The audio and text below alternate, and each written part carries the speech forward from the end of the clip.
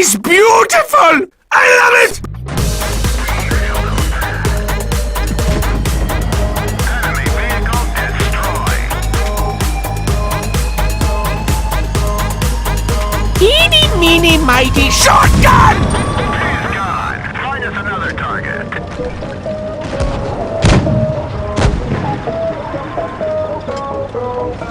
No, my dear! I touch you! I'm coming for you!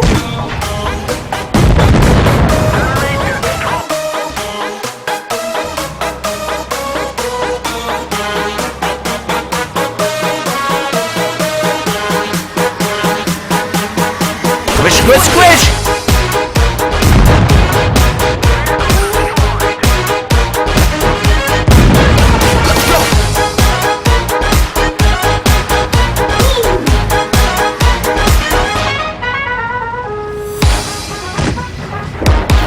Closer, closer, everyone closer! No, die!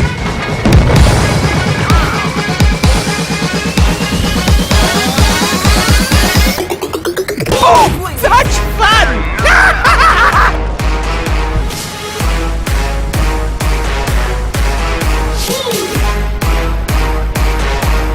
Take it! Won't like it! I don't need to get paid for this pleasure!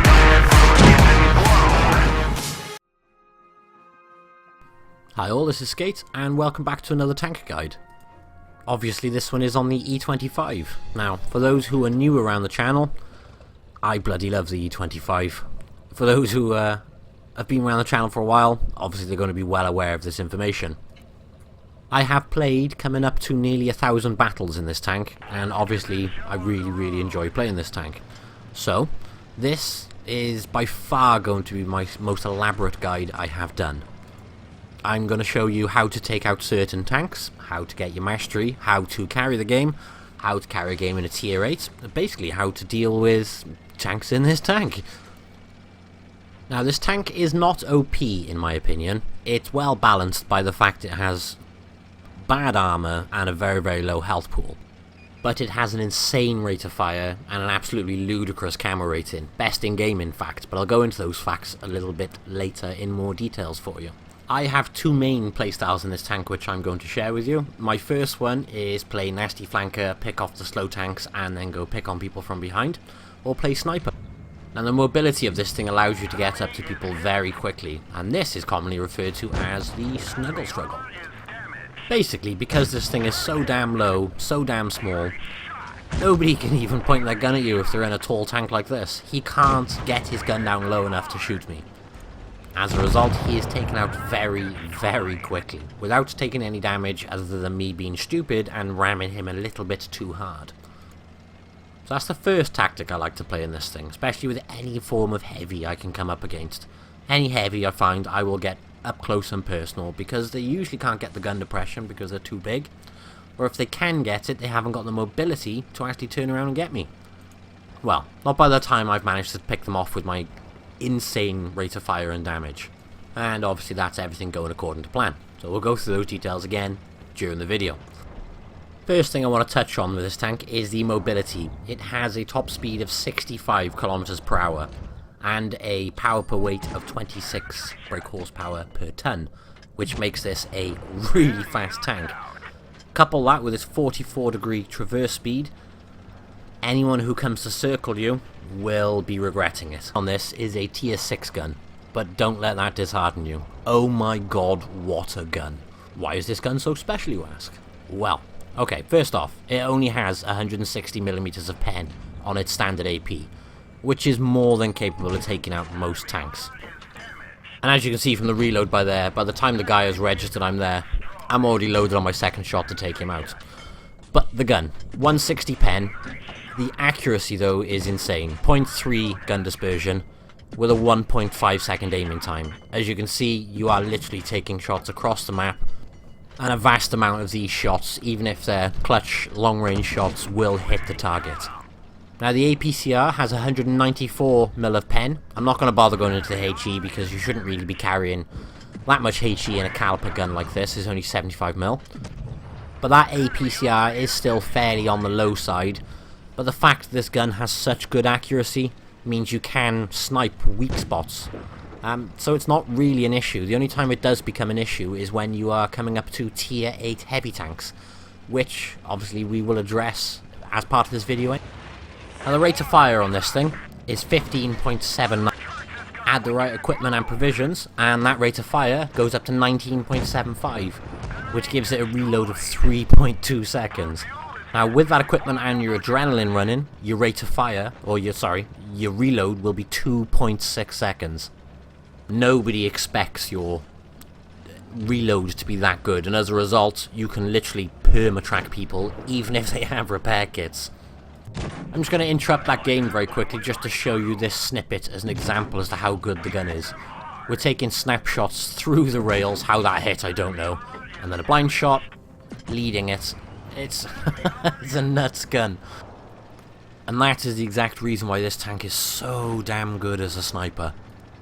Now the armour is really, well, it's not really bad, it's just not good. It's very well angled, but you get magic bounces like that. It's only got 50 on the front, 30 on the sides and 30 on the back, so you need to be careful of HE. That shot doesn't bounce. I think the first time you hit the gun maglet.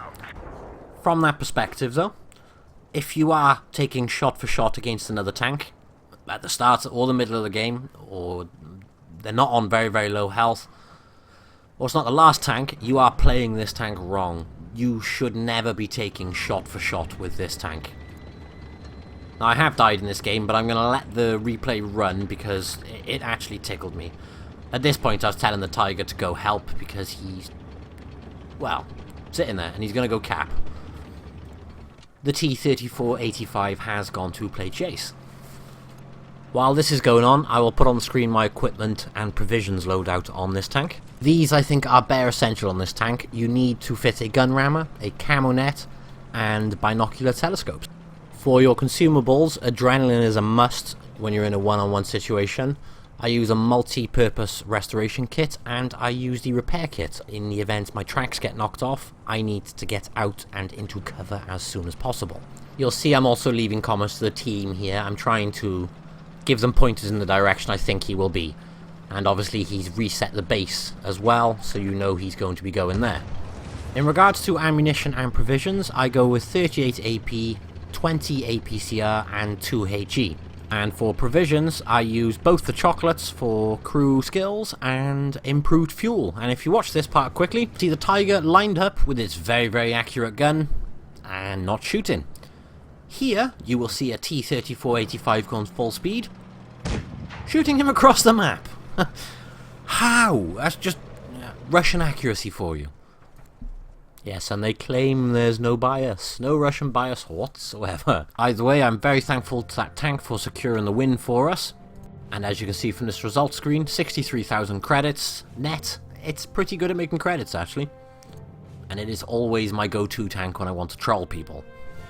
So next up, I have something which I think is rather special, which is basically how to take out the heavy tanks from both perspectives. Now, I am driving the E-25, and I have my good friend Preci in the heavy tanks. He was sitting next to me using my iPad while doing this. We had a brilliant laugh doing this, I must admit, but basically the reason I've picked Preci is because he is a more than capable player, average 60%, so he is more than capable of taking me down. The purpose of this, though, is I want to show you the best ways to take out these tanks, because it doesn't matter what the caliber of the player is, if you can get them in the right place, there's not really a lot they can do.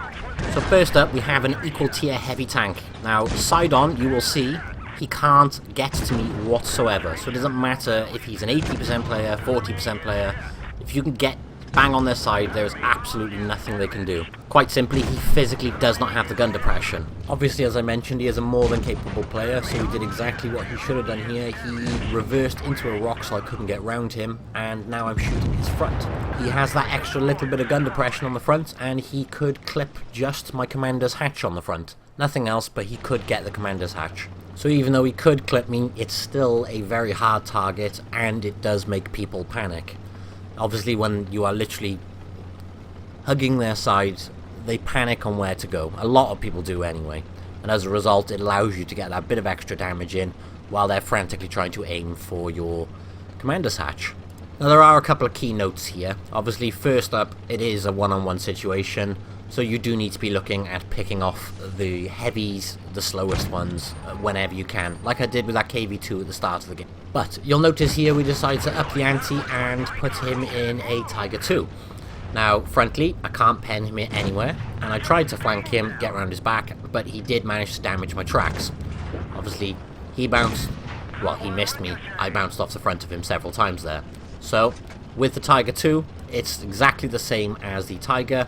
You can shoot right on the back, and you can shoot on the sides, and as you can see from his screen, he has no gun depression whatsoever to get to me. He literally can't get me. The only way he does do it, you'll notice, is by reversing into me to push the back of his tank down. He only knows how to do this because we've taken the time to obviously look at this from both perspectives. Most people would drive forward. So with a Tiger 2, go for the back or the sides, preferably the back though. And if you're watching this video to try and find out how to take out an E-25 easily when they do that to you, obviously drive backwards into them, not forward like most people do. So, this time round we're going to go up against the Ultimate IS-3. Now, this time we decide to try and camp it out a little bit. You'll see my view range much better than his. I've spotted him a mile off, and I'm going to try and do some damage to him before he gets close to me. This way categorically does not work when you're in an E-25 with the heavy tanks on full health charging at you. If you want to take out the heavy tanks in this tank, in my opinion, it's the snuggle struggle all the way. I may take some damage getting to him, trying to get up close to him. Is it worth it to take out a tier 8 heavy? Yes, it is. So with the IS-3, it's a little bit quicker, and as a result, the only place I will try and snuggle these guys is on their butt. Two reasons: they have much less gun depression, and it means I can set fire to them. You'll see with the tier 8 heavies as well, I instantly load the APCR. I don't want to take the risk, but you'll notice that I changed to AP now because I realise that I can still pen him in the butt with that anyway. But again, looking at his screen, the only way he's managing to actually do it is to actually accelerate up the hill to push the back of his tank down. Still makes it a hell of a tough target just shooting the commander's hatch. You got to remember in this circumstance, if you are in a one-on-one against a tier 8 heavy, they are going to get cocky. And the reason they're going to get cocky is because they know how they have truck tons of armor, and they know they're more than likely going to kill you. If you do this, the likelihood of them actually working out how to kill you, by the time you've taken enough damage off them with that ludicrous DPM, it's too late for them then, isn't it? So these are my personal... It doesn't work for everyone, obviously, but these are my personal recommendations on how to take out said tanks. Finally, though, we're going to do it with the monstrous KV4. Very tall tank, gun depression sucks. As a result, you can go on the front of this thing, but you won't pen it. You can go on the sides of this thing, and you can go on the back, and he won't be able to get you. So you'll see what we're doing. We are trying the camping approach to the E-25 first, just to show you that it just does not work with a tier 8 heavy charging at you. So what I do is back off, wait till he gets close to me, and then go in for the snuggle struggle. This tactic works, and it works very well for me anyway. And as a result, I think it's worth showing you with several different tanks which are hard to penetrate and hard to deal with in this tank. And let's be fair, not many people in KV4s are going to be expecting you to charge headfirst into the side of them. And they don't expect not to be able to get down low enough to get to you. So if you think this tank cannot carry, you are wrong. Every tank can carry, you just have to find out the ways to make it carry. So, coming in hot, a key point here, try not to drive into the side of it too fast, because if you do, you're going to wreck half your health like I just did then. So I may not have a turret, but I can still circle him. And again, not many people expect you to do a circle of death in a turretless tank. So I can hand on heart say, most people I actually attempt this with, they panic for a good long while. Which, like I said, with the DPM this thing dishes out, there's nothing they can do. Now, if you are wide out in the open with several heavy tanks, don't do this. This is bad news because although the tank you're doing this to cannot shoot you, obviously the other tanks can. My recommendation in this circumstance, run away. You have amazing mobility. Reality is different heavy tanks have different mobility. As a result, running away will separate them, which means you can, in theory, handle them one-on-one then. Now you'll note, Precy in his KV4 is now backing up against a building. Same thing you do to get a medium off your back when they're circling you. I am going to take a shot coming back round him, but once I've taken that one shot off him, which I knew I could take, and back on his butt, and there's absolutely nothing he can do until he dies now. So just like that, it's honestly one-on-one. If you can pick off the heavies, especially the slow ones at the back with the flank, you're going to have no problem at all. So what about light tanks, you ask? Well, here is the Spic, which is everywhere at the moment. It is, first off, let me just say 11 tons or 10 tons. The E-25 is a lot heavier than you'd expect. It's 26 tons. As a result, always go for the ram. You can see I was going for the ram there. Precy managed to get round it and dodge it. But what I'm basically going to do here is just allow him to circle around me and spin the tank. Because the traverse speed of 44 degrees, they got no hope of circling you. Look how quick I can catch him round. As a result, gone. Light tanks especially, they will always try their hardest to go and get round the back of you. Now this, I just wanted to put in for a laugh. It's my personal favourite. Whenever I see a Spic, I will drive my fastest straight into it. Like I said, people don't realise how heavy the E-25 actually is. It's 26 tons, so ramming will do some damage. If you're going to ram one of these full pelts, look at the damage. I have lost less than 20% of my health. He is dead. Some of you may already be aware of that, some not. As a result, some could be sitting there going, well, I'll just jump in an RU-251 and use the HEP. Well, here's an RU-251 using HEP. RU-251 is a very, very mobile tank, and if you get one of these on your butt, it could be a struggle. Aim for his tracks, always. Always aim for the tracks, and then snuggle them. They won't be able to circle you too much. Obviously, you can see in this circumstance, he is trying his hardest to circle me. With my traverse speed, I can actually get around quicker than he can. In these sort of circumstances, the best way to deal with an E-25 is with multiple tanks. One-on-one, I think the E-25 is very capable of taking apart a lot of tanks. Obviously, the same applies for medium tanks, but you need to be careful of wolf packs. Now, tank destroyers. We wanted to compare the DPM of these two tanks. He's got HE loaded just to see if he can pen me. The only place he can do that is the commander's hatch, which, if you're in a fight, you're not going to be trying to aim for that, because I would not be sitting still in the E-25, and neither would you. So what we're going to do is have a bit of a DPM war between the Su-122 and the E-25. Obviously, both are tier 7 premium tank destroyers, and this, I must admit, is very, very close between them. Obviously, this is playing the game at close range, but you'll see, it is, well, just watch, it's very close.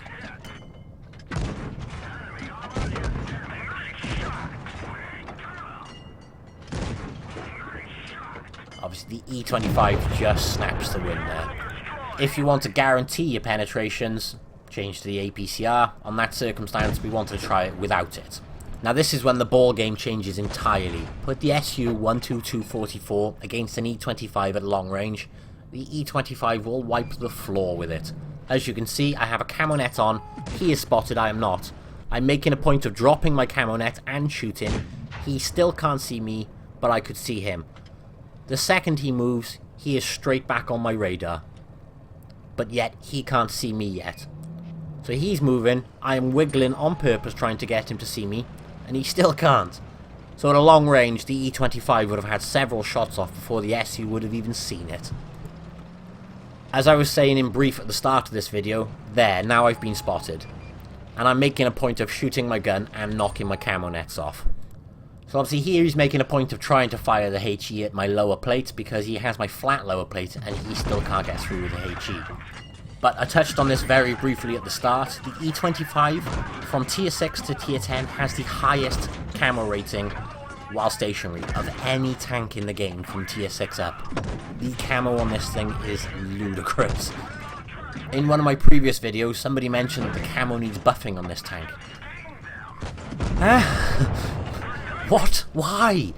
Anyway, this is actually me trying to play with an IS-3 during a game rather than just in a training room one-on-one. So there are other tanks. As you can see, we are winning. But the nice part about this is he is full health, and I distract him from taking out any of the rest of my team. So even if I don't do anything to him, I do manage to cause a big distraction. Now, he has got one shot off on me. That is the only shot he will get off on me.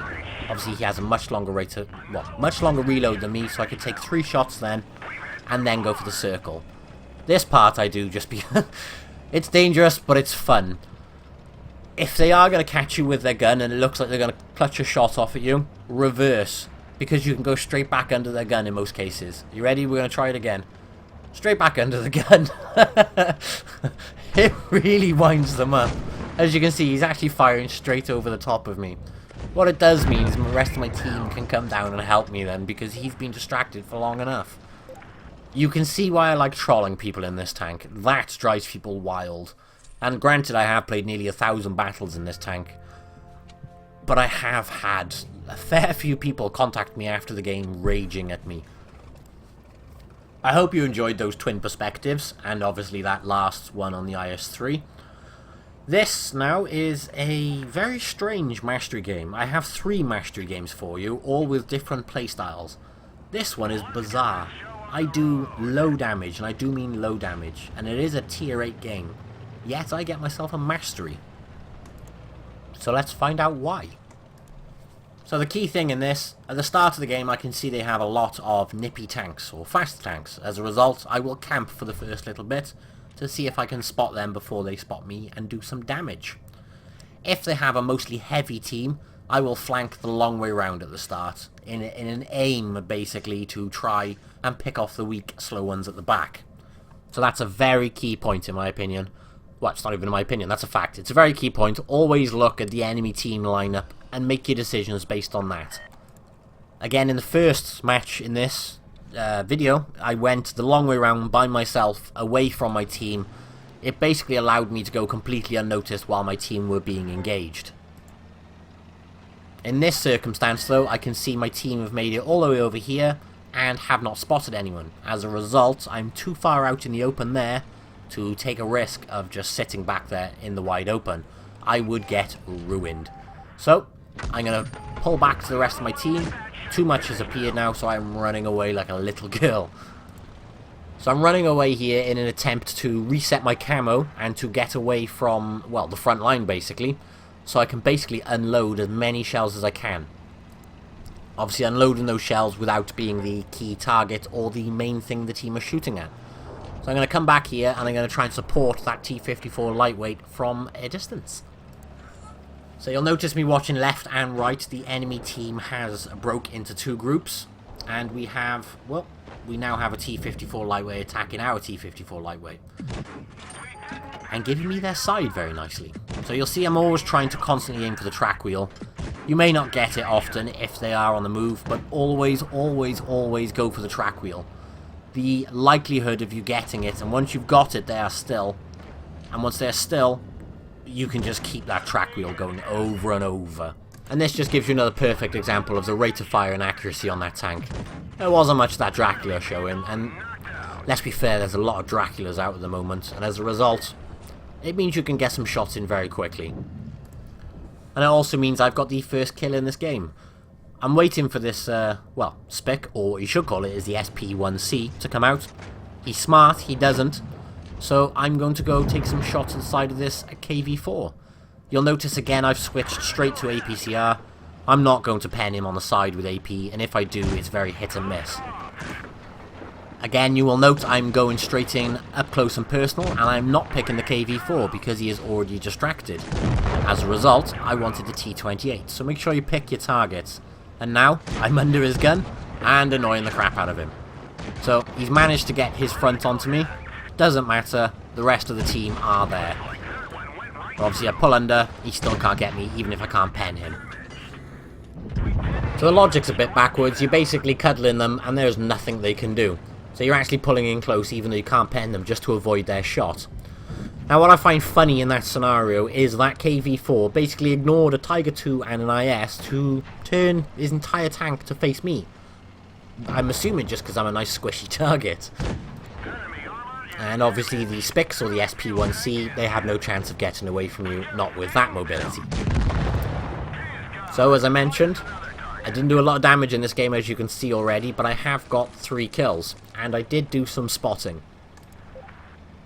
Now this is the one thing I hate about Supremacy. I must admit, I love the game mode Supremacy. It splits teams up, it confuses people sometimes, it's brilliant fun. It changes the dynamics of the game, I think. This is what I hate though, is when you are winning like this and there is one left somewhere. I want to go get that damage. And we find him, it's Sturmiel, and I know he's the last one, so I am going to just basically get on close to him and try to do as much damage as I can before the game is out. He does get some shots into me, but it does mean I can kill him before we get to 1,000. So it's worth taking the shot based on that. Obviously I've tried to write good game to them then, but not quick enough. So yeah, 2,291 damage, and I got a mastery. Now looking at the post-game stats, I did 5,000 assists, or 500 assistance damage, sorry. I spotted 2, I did 2,291 damage, and I damaged 6 vehicles, killed 3. That is, it was a very strange mastery, so I had to put that one in there. This one I'm putting in because, well, it's funny. And it's a tier 8 game, and yeah, it's a mastery. So, same thing I do at the start of every E-25 game, I look for a place to provide cover fire. So this is the best place, but I can't see over them, so I have to break them.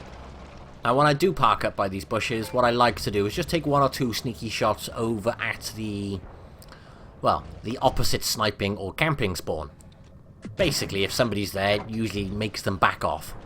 Now this also means from this position I can usually provide some supporting fire or some sniping fire through here to help my team on who are capping C. As you'll see so far though, I have done nothing for the first minute of the game. Well, we're coming up in minutes. Obviously I've got 5% battery there as well. So I'm going to try and take a couple more blind shots over here just in case anybody is there. And then I think it's time to actually get into this battle. As I say that, I notice on the minimap though that this IS-3 appears to be coming out of cover. And this is why it's important you need to watch a minimap. If you don't watch a minimap, you wouldn't have noticed him. I would have been out in the open by the time he came out, and he would have got some shots on me. So instead, it means I can get a quick cheeky shot into the side of him. Now, this is one of my favourite parts. You'll notice the ISU has just appeared. And he's appeared from the other sniping spot. And he's missing health. Which is basically from my snipe shooting across the map at him. Obviously I got a nice little fire on him there as well. But yeah, if you've got a fast firing gun, it's worth taking a quick shot or two at the local or the usual sniping places. But during this battle I noticed we were 2 up, and I decided I think I actually need to get into this battle just to do some damage. I wasn't expecting a mastery in this in any shape or form, because at the end of the day we are winning here. So that's 1 tank out. Obviously a very dangerous tank, so I think it's good that he is out. And you'll notice that this IS-3... oh no, it's a Tiger 2 actually, sorry. The Tiger 2 is down by here. He has killed my friendly, so I'm running away, and what bounced off me then? A T-24 lightweight, or T-54 lightweight bounced off me. Now what I was looking for here is somewhere to get up and give this Tiger 2 a cuddle. But as I go to pull up, an IS-3 appears, so that's a big no-no, so I do back that one off straight away. Instead, I'm going to run away, and this gives a prime example of what I was explaining earlier. When you have a group of heavies, pull away and run away, and you can guarantee they will chase you, or at least one of them will chase you, and as a result separate them, which does mean I can come in and deal with the Tiger 2, and then get round and deal... well, actually, no. He's now facing me, so I'm going to back off, and I have a T-54 lightweight on my other side. You'll now note it's 3 versus 3, but the Comet appears to be hiding. The T-54 lightweight is trying to get behind cover, and the IS-3 is coming out to get me. My team, you'll notice, aren't even out on this field, so it's basically me versus them. And I can't believe I haven't mentioned this. Although it's a very low-profile tank, this tank has 8 degrees of gun depression, so it does mean that I can use this ridge to hide from the IS-3 and put shots into this T-54 lightweight. On the note of gun depression, I think it has 15 degrees of gun elevation, which is also a very, very good amount. But obviously the friendly has, I don't know which one, but a friendly has taken a shot into him, which means 5% battery and pop. Now obviously we saw this Comet appear on the map earlier, and he's back there hiding behind the ridge. Now that IS-3, I don't like to mock players, but he did nothing the entire match, and obviously I wanted to go harvest what I thought would be an AFK tank. So obviously you can see my brilliant rate of fire is literally ripping his health to bits. Now I say I thought he was AFK. Well, quite simply because he looks AFK. However, you'll notice when the IS-3 on my team now goes to hit him, his turret turns, and then he turns back to look at him. So, is that a bot or an idiot? But obviously the IS-3 on the team did get that kill then. So hopefully that game gives a good example of how to snipe at the start and then to basically go in head first.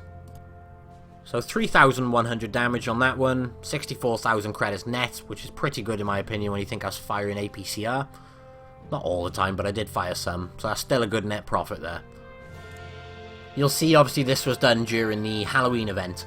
I made a point of trying to actually go out and get fresh, up-to-date footage of this tank. Obviously I've had this tank since the first anniversary of Blitz, hence the fact it's the E-25-1. And I will make a point of using this camo all the time, actually, the #1 camo. But I thought for the purposes of this, I need to go out and get some fresh masteries rather than go out and get the old ones.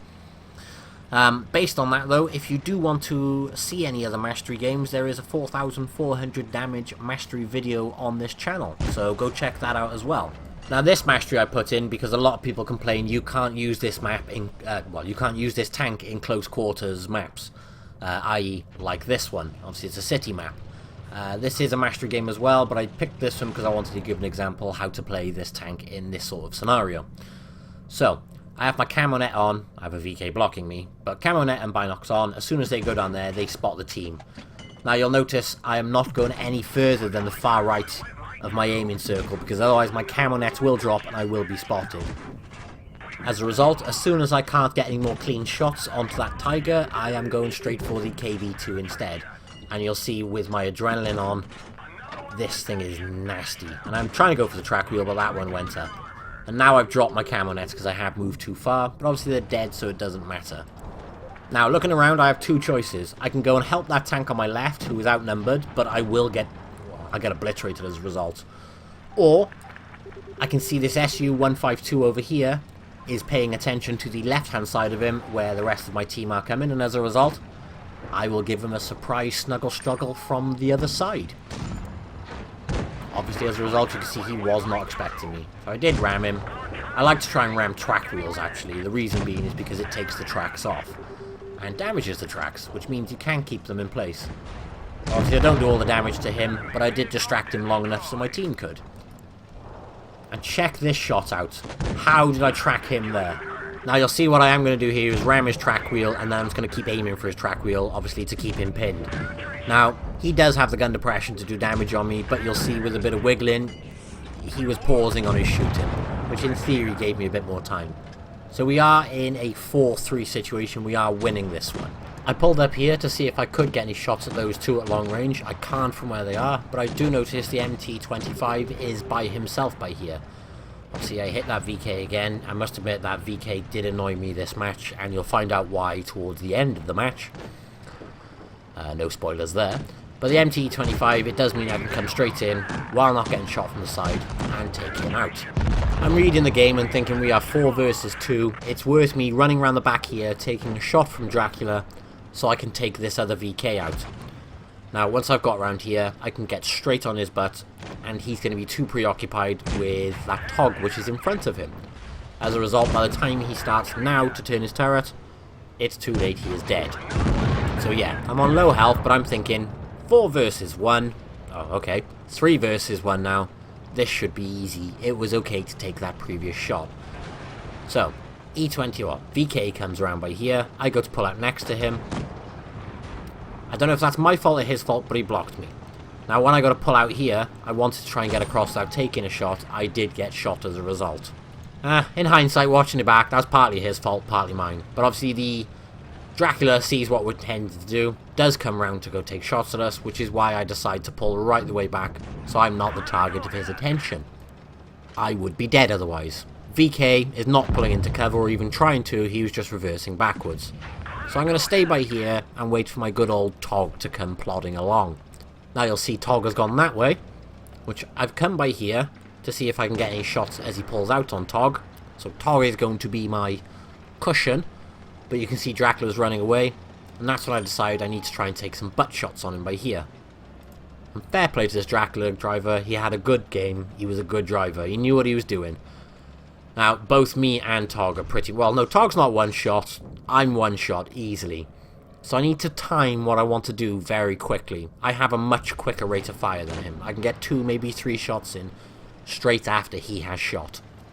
So this is when I need to time this right. He comes out to me, dunks his shot, I get one into him, adrenaline on, there's 1, he's tracked, quick, 2. I can't imagine he was quick, or not that, I can't imagine he was far off his reload to actually kill me then, but the DPM, the rate of fire on this gave me that advantage. I just had to time it perfectly, I think. Again though, very healthy profit, 3,600 damage, 72,000 net. As I've mentioned numerous times, I love this tank, I really do, and I hope you've enjoyed this, and I hope you can pick out some of the information from this ridiculously long video. Obviously, thank you for watching. It's a little gun, but it has a long barrel. Like my college roommate. As in, I'm over-explaining this.